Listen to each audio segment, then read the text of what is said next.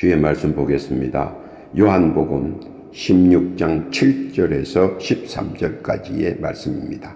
주의 말씀을 천천히 봉독하겠습니다. 그러하나 내가 너희에게 실상을 말하노니 내가 떠나가는 것이 너희에게 유익이라. 내가 떠나가지 아니하면 보혜사가 너희에게로 오시지 아니할 것이요 가면 내가 그를 너희에게로 보내리니 그가 와서 죄에 대하여 의에 대하여 심판에 대하여 세상을 책망하시리라. 죄에 대하여라 함은 저희가 나를 믿지 아니하며 의에 대하여라 함은 내가 아버지께로 가니 너희가 다시 나를 보지 못하며 심판에 대하여라 함은 이 세상 임금이 심판을 받았음이니라. 내가 아직도 너희에게 이를 것이 많으나 지금은 너희가 감당치 못하리라.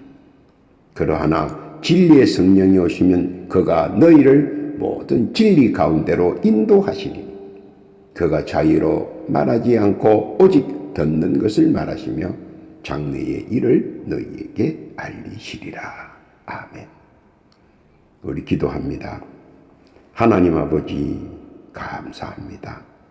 복되고 귀한 날 허락하시고 오늘도 주의 말씀을 경청합니다. 주의 뜻과 섭리와 영광만 나타나는 복되고 귀한 은혜의 말씀 듣게 하여 주옵시고 듣는 이마다 깨닫고 누림의 주인공이 되게 하여 주옵소서. 시종을 주 앞에 의탁하오며 우리 구주 예수님의 이름으로 기도하옵나이다. 아멘. 할렐루야. 지난 한 주간도 주 안에서 평안하셨는지요? 워낙 세상이 다사다난하여 혼란스럽기는 하나 정신 바짝 차리시고 오는 한 주간도 주 안에서 평안하시고 안돈하시기를 앙망합니다. 사람들은 누구나 자신의 장래가 궁금합니다.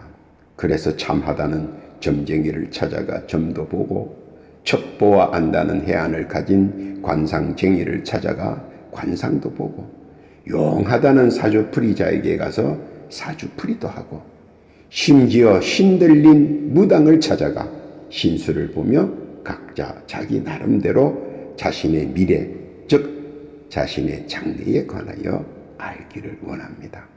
그러나 세상 누구를 만나도 세상 누구와 이야기를 해봐도 속이 시원스럽게 자신의 장래나 미래를 꼭 집어 얘기해 주는 사람은 없을 것입니다. 그런데도 사람들은 죽자 사자 자신의 미래와 장래 일을 알기 위하여 나름대로 상당히 애를 쓰고 있습니다. 그러나 애를 쓴다고 될 일도 아니고 또 이래저래 별의별 사람들을 다 만나도 뾰족한 수는 없고 결국은 무용지물입니다. 그들이 그렇게 미래나 장래의 일을 잘 안다면 그 사람이 점쟁이가 되지 않았을 것이며 관상쟁이가 되지 않았을 것이며 사주풀이자가 되지 않았을 것이며 박수무당이 되지 않았을 것입니다. 그런 줄 알고 있다면서도 자신의 미래와 장래가 궁금하고 알고 싶어 귀를 기울이고 참하다, 용하다, 해안이 있다, 접신했다 하는 사람들을 안 합니? 안 그런 척 하면서 곁눈질로 기둥냥을 하며 찾고 있다는 것입니다. 그러면 왜 그렇게 미래나 장래 일을 알고 싶어 하는 것인가 하는 것입니다. 왜 그렇게 궁금한가? 사실 왜 궁금한가는 모두가 비슷한 생각을 하고 있을 것입니다. 그것은 나의 미래나 장래가 혹시 모를 모진 고생을 하며 살아가는 뼈아픈 인생이냐 하는 것과 아니면 부귀영화를 누리며 없는 사람 도와주며 떵떵거리며 호래호식하며 사는 것인가 하는 것입니다. 행여 모진 인생이라면 지금이라도 헤쳐나가는 길을 어느 정도 모색하겠다는 것이고 다른 하나는 부귀영화를 누리는 인생이라면 지금부터 꿈속의 행복을 미리 누리겠다는 것이 아닐까 하는 생각입니다.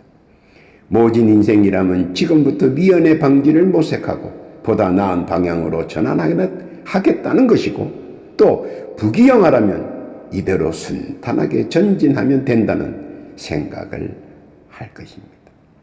인연과 필연 그리고 악연도 필요에 따라 수시로 그 성격이 변할 수 있는 것이기에 결코 서둘 필요성까지는 없겠다는 것입니다. 그래서 미래나 장래일에 관심을 쏟고 있는 것 아닌가 합니다. 그래서 그런지는 몰라도 많은 사람들은 이것에 보다 많은 시간을 할애하고 넌지시 혹은 적극적으로 찾으며 마음은 동분서주합니다. 예전에도 풍수지리설에 의해 무덤의 몇 자리를 가지고 가문끼리 치열한 공방전을 벌인 것도 사실 이와 같은 맥락에서 보면 쉽게 이해가 될 것입니다. 현대사회에서도 기부문화라든가 베풀기 운동 같은 선의의 행동을 하는 것도 어쩌면 이에 바탕을 둔 하나의 자구책도 될 수 있겠다는 것입니다. 왜냐하면 선을 행하는 자는 하늘이 감동한다는 말이 있듯이 말입니다. 그러나 그것은 일방적인 사회 통념상 나온 발로이지 실제로 미래나 장래를 변화시키기란 그다지 큰 역할을 해내지는 못할 것입니다. 그런데 사실 많은 사람들은 사람들의 장래일을 주관하고 주장하는 분이 있다는 사실을 인지하지 못하지만 어렴풋이 인정을 하고 있습니다. 그러나 딱히 이것이다 라고 지칭하지는 않습니다.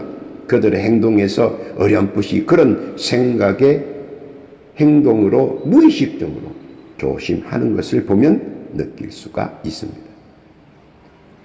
욥기서 9장 10절 이하에 보니까 청량할 수 없는 큰 일을 셀 수 없는 기이한 일을 행하시느니라. 그가 내 앞으로 지나시나 내가 보지 못하며 그가 내 앞에서 나아가시나 내가 깨닫지 못하느니라. 현실적으로 아니라 부정하면서도 많은 사람들은 신의 존재를 인지하거나 혹은 인정하는 것은 사실입니다. 또한 두렵거나 무섭거나 공포의 대상인 것도 사실입니다. 아니다라면서 적극적으로 부정하면서도 말입니다. 욥기서 12장 7절에 보니까 내가 하나님의 오묘를 어찌 능히 청량하며 전능자를 어찌 능히 온전히 알겠느냐. 하늘보다 높으시니 내가 어찌 하겠으며 음부보다 깊으시니 내가 어찌 알겠느냐. 그 도량은 땅보다 크고 바다보다 넓으니라. 하나님이 두루 다니시며 사람을 잡아 가두시고 개정하시면 누가 능히 막을 소냐. 모두들 애써 부정하지만 신의 존재는 인지하거나 인정은 하고 있다는 사실입니다. 오죽하면 살아있는 신이라 일컬던 왕들도 선지자들을 불러 나라가 위태로울 때는 기도해 달라고 부탁을 했습니다. 그리고 왕들이 직접 나서서 기우제도 드리고 천상제를 드리며 신들을 달래느라 고생도 많이 했습니다. 신은 없다고 부정을 하면서 말입니다. 창세기 41장 38절에 보면 바로가 그 신하들에게 이르되 이와 같이 하나님의 힘이 감동한 사람을 우리가 어찌 얻을 수 있으리요 하고 요셉에게 이르되 하나님이 이 모든 것을 내게 보이셨으니 너와 같이 명철하고 지혜 있는 자가 없도다. 너는 내 집을 치리하라. 내 백성이 다 내 명을 복종하리니 나는 너보다 높음이 보좌뿐이니라. 당시에 지엄했던 바로왕도 하나님의 신을 인정했습니다.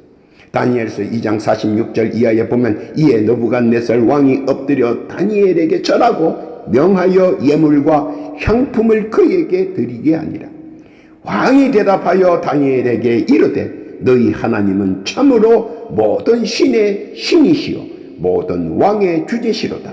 내가 능히 이 은밀한 것을 나타내었으니 내 하나님은 또 은밀한 것을 나타내시는 자시로다. 느부갓네살 왕은 하나님을 신중의 신으로 찬양하며 인정했습니다. 그리고 하나님의 종들을 극진히 예우했습니다. 그러나 세상 사람들은 그리할지라도 우리들은 그런 부분에서는 초연해야 한다는 사실입니다. 왜냐하면 세상 사람들은 미래가 궁금하고 장래의 일이 궁금할지 몰라도 우리는 결코 궁금하거나 의문이 없다는 것입니다. 왜? 어째서 그러냐고 그들이 물어본다면 우리는 당당하게 말해야 합니다. 이를 주관하시는 하나님을 우리는 믿노라고 말입니다. 그리고 인생을 주관하시는 하나님께서 자기 백성이 원하는 대로 행치 아니하시겠느냐고 말입니다. 이는 우리의 믿음이자 예수님께서 원하시는 것이기도 합니다. 마태복음 19장 26절 이하에 보니까 예수께서 저희를 보시며 가라사대 사람으로는 할 수 없으되 하나님으로서는 다 하실 수 있느니라. 그런데 오늘 본문을 보면 장래의 일에 대하여 언급하시면서 예수께서는 우리에게 힌트를 주셨습니다. 어떤 힌트입니까? 바로 자기 인생의 장래를 만들 수 있다는 사실을 말입니다. 얼마나 놀랍고 신비한 일이 아닐 수 없습니다. 세상 사람들은 밖에서 부단하게 미래와 장래의 일을 알려줄 선견자들을 찾고 찾지만, 물론 헛수고 있겠지만, 포기할 줄 모르는 어리석음을 말릴 수는 없겠지만, 정답은 없는 것이 아니고 못 찾는 것 뿐입니다. 왜 못 찾느냐? 그것은 선입견 때문에 오감과 육감이 선입감의 장벽에 쌓여 찾지 못하지만, 오감과 육감 앞에 놓여져 있는 선입감의 장벽이 걷어지면 확연하게 찾을 수 있을 것입니다. 그 장벽을 걷어주어야 합니다. 그것이 진정한 사랑의 출발점이기도 합니다. 그리고 그것이 우리들이 할 수 있는 일이기도 합니다. 그러면 그 정답은 무엇인가? 바로 오늘 봉독한 말씀이 정답에 가까울 것입니다. 어째서입니까? 그것은 장래일에 대한 결정적 힌트가 바로 본문 중에 숨겨져 있기 때문입니다. 그래서 본문을 자세히 정독하면 서서히 그 힌트가 조금씩 드러나기 시작합니다. 마치 양파 껍질이 벗겨지듯 힌트의 베일이 하나씩 드러내기 때문입니다. 그러면 힌트는 과연 무엇일까요? 그 전에 중요한 것은 미래나 장래 일이나 사람들은 모두 세상에 살면서 부귀영화를 누리기를 원합니다. 그리고 건강하게 행복하게 즐겁게 살기를 원합니다. 그래서 자꾸 미래나 장래에 대해 궁금해하고 염려하게 되고 알고 싶어 하는 것이 아닙니까? 그런데 미래의 유토피아나 장래일의 최소한의 바람은 문연 결식은 아니었으면 하는 마음일 것입니다. 그러려면 오늘 본문이 말씀한 4가지 난관을 극복해야 합니다. 이 시간 이 난관들이 무엇인지 자세히 기억하고 극복해야 할 것입니다. 그러면 미래는, 장래는 바로 우리들의 손에 달렸다는 사실입니다. 믿으시기를 바랍니다. 첫 번째 난관은 죄라는 난관입니다. 요한복음 오늘 본문입니다. 16장 9절에 보니까 죄에 대하여라 함은 저희가 나를 믿지 아니하며. 많은 사람들은 이 문제를 복잡하게 생각하고 스스로 한 걸음 물러서 있기를 주저하지 않으며 심중에 어두운 그림자를 드러냅니다. 그런데 죄에 대한 정확한 인식이 자리를 잡지 못하고 흔히들 세상에서 말하는 죄를 떠올리며 거부감을 나타내고 외면하거나 철저히 무시하려고 합니다. 그러나 세상에서 말하는 죄, 바이오렌스를 말하는 것이 아니라 종교적인 죄, 신을 말하는 것이라 전혀 다른 부분의 뜻이기에 조금만 신경을 쓰면 금방 이해가 가능한 것입니다. 사람들은 조금 어색만 해도 견디지 못하고 짜증을 내거나 이탈하려고 하는데 인내를 가지고 이해를 한다면 아주 말끔히 깨끗하게 완벽하게 이해할 수 있는 그 문제입니다. 여기서 말하는 죄는 종교적인 죄를 말합니다. 그리고 종교적 죄의 첫 번째 죄는 예수를 믿지 않는 것입니다. 그러므로 예수를 믿으면 첫 번째 난관이 사라지게 되는 것입니다. 아주 쉬운 해결 방법입니다. 깨닫기를 바랍니다. 두 번째 난관은 의에 관한 난관입니다. 오늘 본문 16장 10절에 보니까 의에 대하여라 함은 내가 아버지께로 가니 너희가 다시 나를 보지 못하며. 의는 무엇인가에 먼저 초점을 맞춰야 합니다. 세상에서 말하는 의는 법률적인 의, justice보다 관계성의 바탕을 둔 관계성에 관한 relationship에 가까운 면이 있습니다. 왜냐하면 이해력 부분에서 내가 좋으면 의이고 또 내가 싫으면 불의인 것을 사람들은 정의하고 있기 때문입니다. 누가 뭐라고 해도 내가 하면 로맨스고 남이 하면 불륜이라는 정의가 곧 의로 인식되기 때문입니다. 그러므로 그런 인식 속에서 나오는 생각에서 종교적 의의를 세상의 것과 동률로 보고 판단한다면 또는 해석한다면 크나큰 오류에 빠질 수가 있기 때문입니다. 그러면 종교적 의의는 무엇인가 하는 겁니다. 그것은 주의 말씀을 믿고 순종하는 것입니다. 물론 아주 쉬워하는 사람도 있겠고 또 어려워하는 사람도 있을 것입니다. 그러나 아주 간단하게 생각하면 주의 말씀을 믿고 따르고 순종하는 것은 누워서 떡 먹기보다 쉽고도 쉬운 것입니다. 얼마나 쉬운가 일례로 말씀을 드립니다.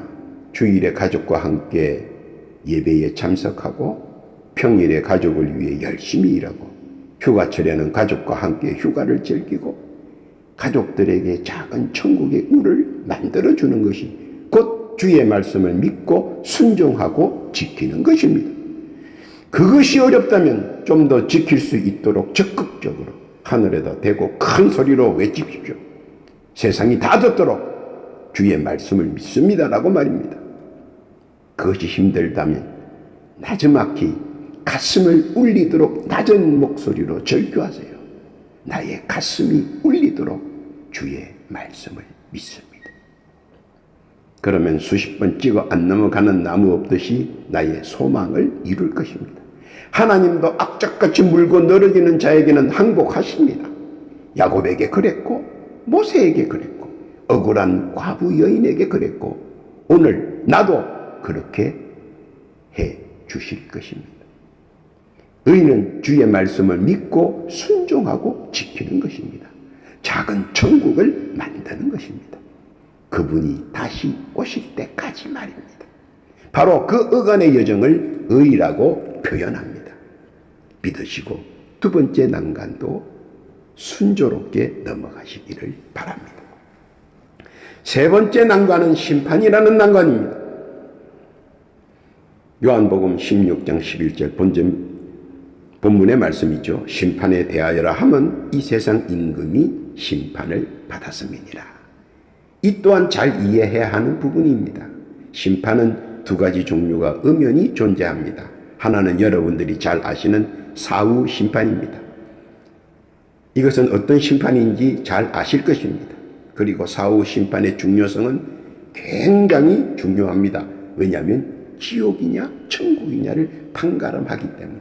그래서 자기의 인생 전체를 걸어야 할 것입니다. 그리고 다른 하나는 청문회적인 세상 심판입니다. 이는 본문 말씀 요한복음 16장 11절에 이 세상이 이미 심판을 받았다라는 문맥에서 나타납니다. 이를 자세히 풀이하자면 세상에 살고 있을 때 받을 복을 위해 자격을 검증받았다 하는 뜻이기도 합니다. 자신이 하나님께서 이 세상에 예비해 놓으신 별의 별가지를 찾아 누릴 수 있는 복의 높이와 복의 넓이 그리고 복의 깊이를 여러 검증을 통해 받아 누릴 수 있도록 하는데 그 검증을 정의하는 것입니다. 그러니까 누구든지 세상에 사는 동안 누구나 다 이러한 검증적 심판을 받는다는 사실입니다. 그리고 그 검증을 토대로 내가 누릴 수 있는 최대한을 세상에 살면서 받고 누리고 향유한다는 사실입니다. 그래서 세상 심판에 누구라도 검증을 위해 필요하다는 사실입니다. 이것이 또한 천국의 인문에도 영향력을 발휘할 것입니다. 그러므로 세상에서의 나의 선한 일이 늘 하나님의 주시의 시선을 받고 있다는 사실을 깨닫고 믿으시기를 바랍니다. 그리고 세 번째 난간도 믿음으로 타파하시기를 바랍니다. 네 번째 관문은 바로 세상이라는 관문입니다. 요한복음 16장 12절입니다. 내가 아직도 너희에게 이를 것이 많으나 지금은 너희가 감당치 못하리라. 세상이란 관문은 쉽고도 어려운 관문일 수도 있습니다.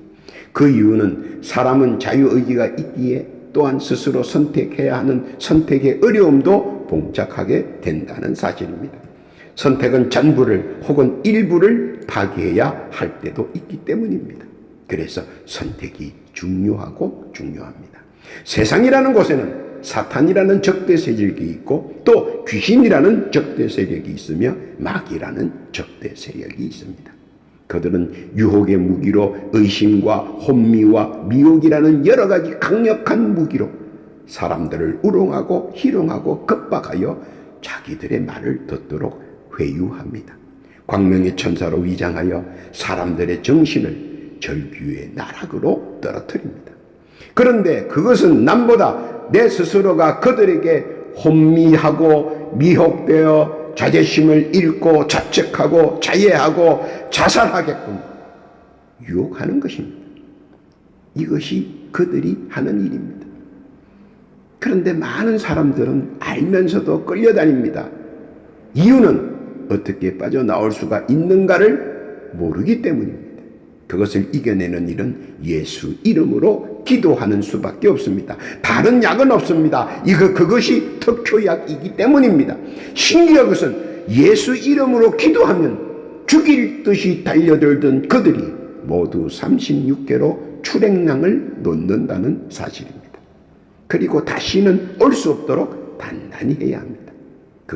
그것의 열쇠는 예수 이름으로입니다.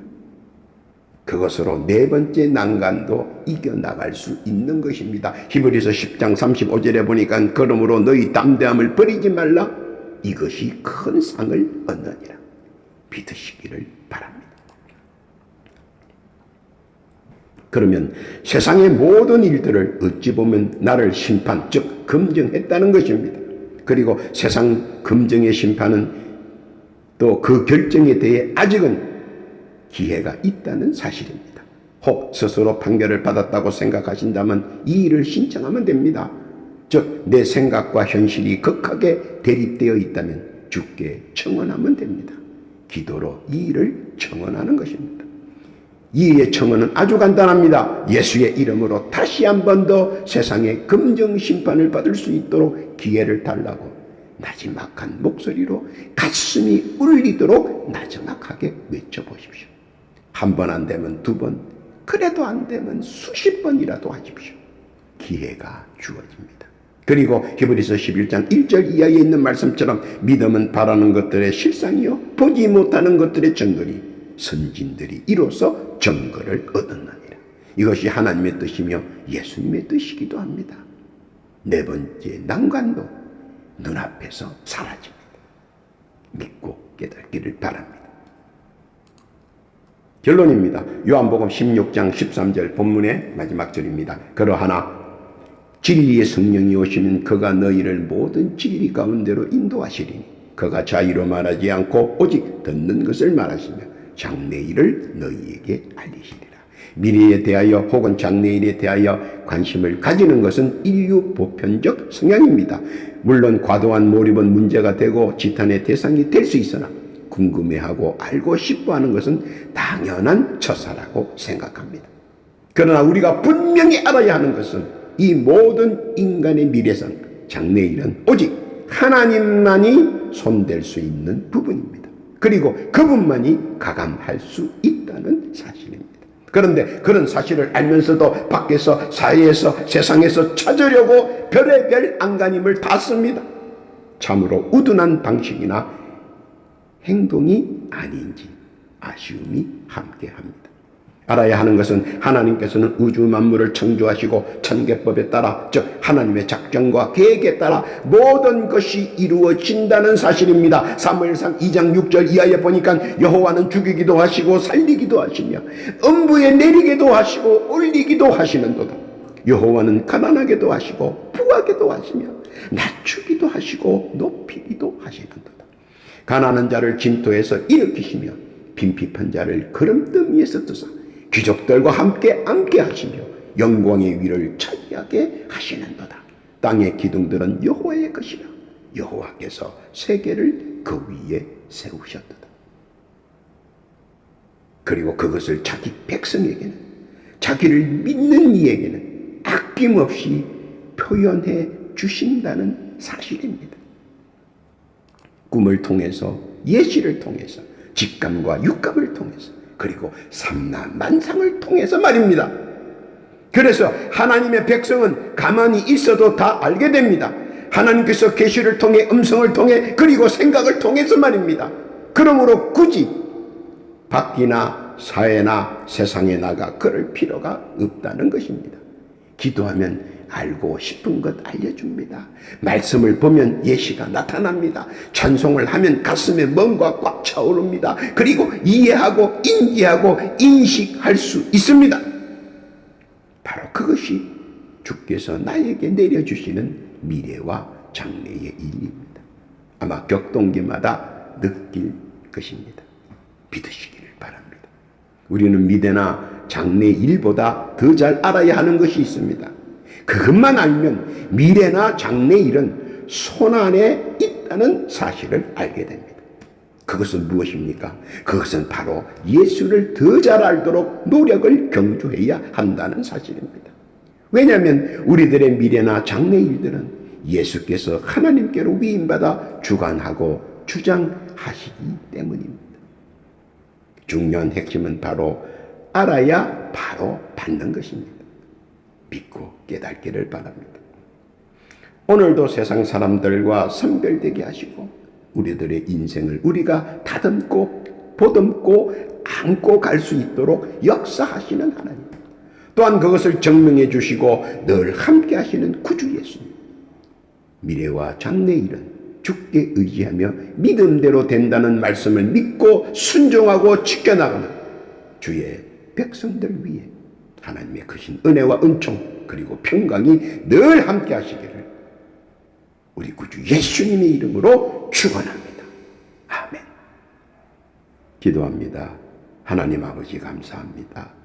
세상에서 미래와 장래 일을 알고자 하여 찾고자 하는 것보다 세상 만사를 주관하시는 하나님께 신원하고 의뢰하는 것이 더 나은 줄 믿습니다. 깨달지 못하는 저들을 위해 주의 도구가 되기를 원합니다. 한 세상 살면서 다 같이 누리고 즐기는 은혜 허락하여 주옵소서. 또한 주의 뜻 믿고 순종하며 지키며 함께하는 은총도 허락하여 주옵소서. 평강의 주께서 늘 함께하여 주옵소서. 특별히 간구하옵기는 육신의 질고로 신음하고 고통받는 자 없는가 돌아보아 주옵시고 예수의 이름으로 권능이 함께하사 치유케 하여 주옵소서. 그리고 치유된 상처에는 이전보다 더 건강 유지하도록 역사하여 주옵소서. 그렇게 해주실 줄 믿습니다. 또한 더하여 기도하옵기는 각자 억눌린 개인의 절규와